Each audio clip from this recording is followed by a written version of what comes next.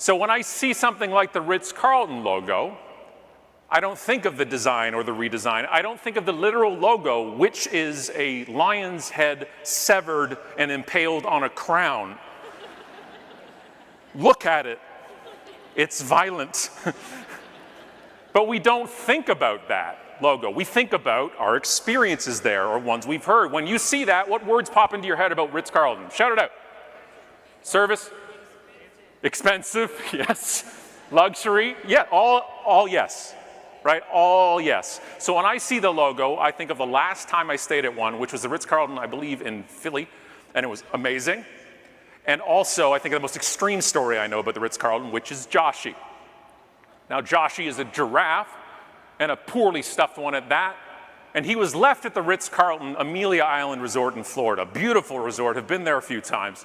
It was great. He was left there by a child. Did I have to say child? You assumed it was a child, right? It was like 47-year-old with his, where's Joshie? And so the family flew home after their vacation to Phoenix, where they live, and they realized they left Joshie at the hotel. What happens when your child loses their favorite thing? Listen to the sound. Those are mumbling parents right now.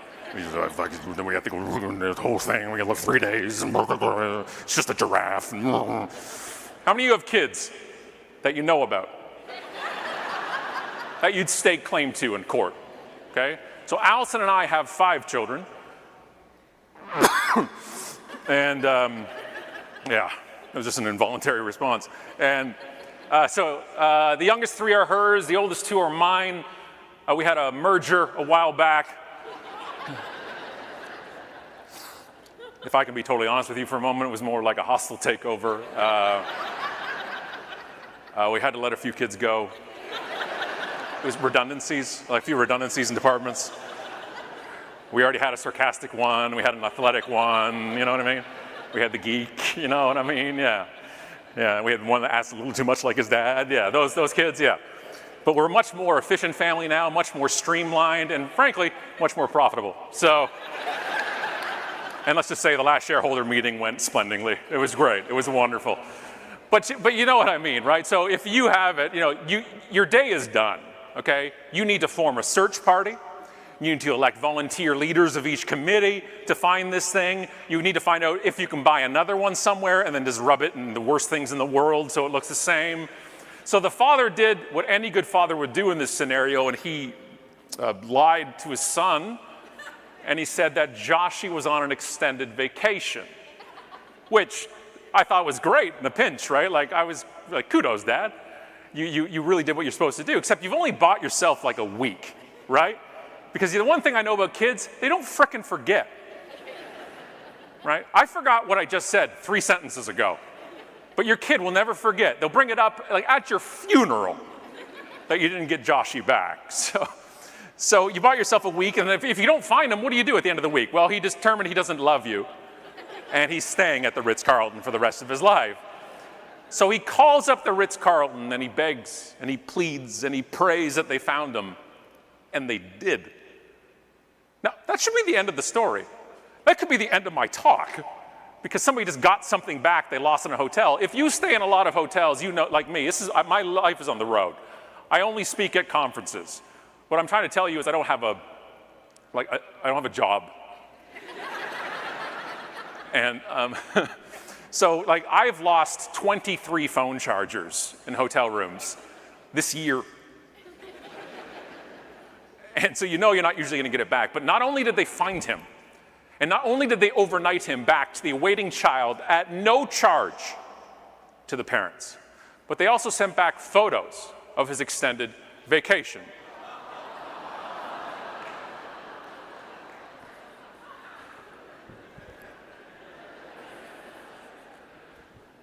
Now, I've gotten many a massage at many high-end resorts. I love a good deep tissue massage. I am bougie. I am bougie, okay? I have never once had cucumbers on my eyes. What's the deal? What's the deal? Is Joshie by the pool meeting? Doing the perfect man spread? You know what I mean, right? You know what I'm talking about, right? You know. This is Joshie by the bar. The dolphin is inappropriate. Tonight in the gas lamp district, when you're here, if you're still hanging with your fellow fine attendees and you're standing in a circle and you can't figure out who the inappropriate dolphin in the circle is,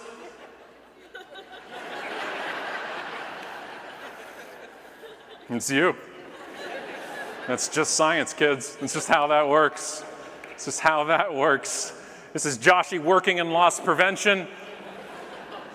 Because the person who found, so Joshie was found in the laundromat. Somebody working in the laundromat found him in the sheets rolled up. By the way, that's where everything is. If you lose in the hotel, if you're lost in your hotel room, in the sheets. And then they brought it to loss prevention, and the loss prevention associate did this.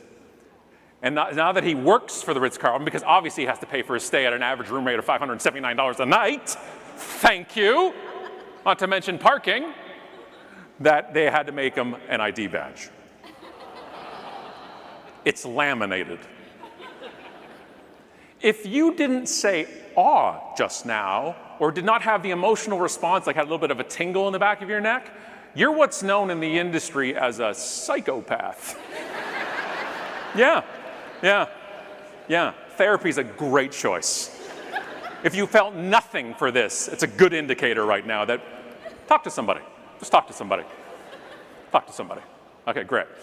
They took Joshie, a letter from the general manager thanking the child for allowing Joshie to extend his stay, a photo album for millennials and under. Those were things we used to put photos in.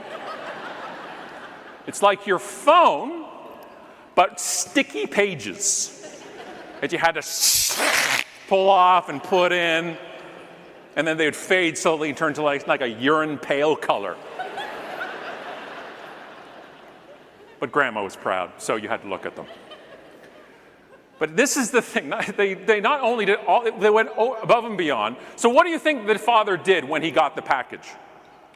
What did he do, other than change his pants? What did he do? He told everybody, yes? He told his neighbors, he phoned people, he texted people. I need something more relatable to your industry. He faxed people? Is that what is that? I just insulted somebody's mother right there. Are you defending faxing? I had once had somebody in your industry say to me, Scott, could you please sign this contract and fax it back? Yeah, I said, yeah, I can fax it back to 1982, no problem. Is it area code as well, or is it just 1982? Is that what I do? And so what I did was, here's a trick, right? We're talking about disruption in the new world, right? I took my phone and took a photo of it, and then I emailed it to him. And he's like, thanks so much, Scott, for that. Unfortunately, we need you to fax us the original. I'll wait. I'll wait for you to explain to each other. Okay, so faxing, the thing, it doesn't go through the pneumatic tube like I'm pulling up to the drive-through bank. Waiting for my fax, please. Right? It doesn't work that way. By the way, one main difference between Canada and America I noticed. 20-something years ago, I went to Kentucky. I was working at a packaging company. I was their national sales training manager. I flew around North America training people how to sell bubble wrap. You heard me correctly. I ran 2-day training schools on how to sell air. You think you can BS? You got nothing on me. So I went to Kentucky and met with one of our branch people there, and he's like, Scott, have you ever been to a drive-through bank? And I'm like, hell, yes, I have. I love them. We have it. It's like ATMs where I'm at, or as I prefer to call them, ATM machines. So when I go, okay, some of us bothers some of you, but not all of you. Say ATM machine to a certain person, they're like, it says it's not automated teller machine. Sorry. We get weird about things, right? Certain times. And so I'm like, yeah, we drive through, I pull up, boop, boop, boop, boop, boop, and I drive away. He's like, somebody's like, awesome, I pull up and there's people. I'm like, how you doing, Larry? And I'm like, who said that? And there's a person in the window. Yeah, that's weird and awesome. Next thing you know, you tell me you have drive-through pharmacies. Oh, you do. Craziness. But that's one of the issues with this. So he took it. See, get me out of my facts world. So he told everybody. He told everybody he could, and then he blogged about it, which is where I saw it. People want word of mouth. They want people talking about their business. You want people talking about yours. But we forget the one thing that makes word of mouth happening is doing things worth talking about. Telling stories. People tell the stories, and we share stories, good and bad stories. Think about what you shared. When we evoke emotion, people spread emotion. So much so that this story that I read in a blog post and that I put into my talks is so strong in my brain for me that I don't even see a lion. I see a giraffe now every single time I see Ritz Carlton. I tell this at all my talks. This is the opening story in our book, Unselling. How much does this cost the Ritz Carlton every time I tell it? How much? $5,000, yes. I'm kidding. 7,000. No, it's free, right? It's word of mouth. We are always sharing stories. We're just not sharing the stories you may want us to share. And my favorite part of this story isn't the story itself. It's the authors of the story. It wasn't the VP of marketing. It wasn't Sir Ritz Carlton himself, who's not a real person. It was a loss prevention associate and somebody working in the laundry. Your bottom line is the front line. They make these stories happen.